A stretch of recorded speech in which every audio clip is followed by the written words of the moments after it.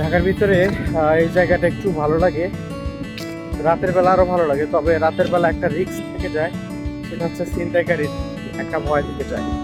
আর দিনের বেলা যতটাই সুন্দর মনে হোক না কেন, রাতে এটা কতটাই ভয়ানক একটা আকার ধারণ করে। কারণ এখানে আশেপাশে তো রাত 10টা করে এখানে বের হওয়া যায় না, সংঘবদ্ধভাবে চিন্তা করে এখানে 10-12 জন ইয়াং ছেলে একত্রে দাঁড়ায় থাকে, একেবারে সব কিছু নিয়ে যাবে। এটা হলো সেই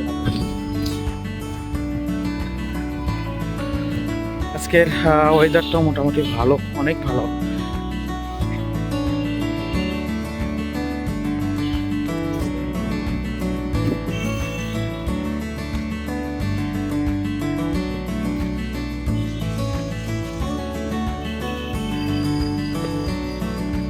তাই মানে হাতের ঝিলে ঘুরতে চাইলে দিনের বেলা খুবই ভালো, আর রাতে ঘুরলে রাত 10টার মধ্যে এখান থেকে চলে যাওয়া উচিত।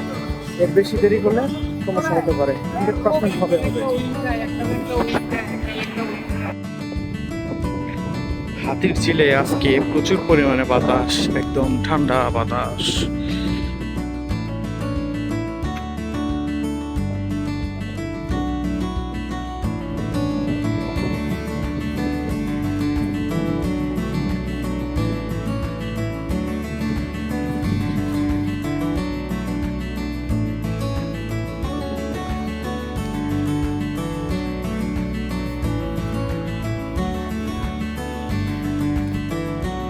অনেক সুন্দর বাতাস,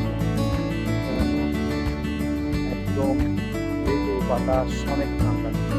আর জায়গাটা অনেক নিরিবিলি আছে, সেই জন্য অনেকে হাঁটাহাঁটি করতেছে, একটু রিল্যাক্স হওয়ার জন্য।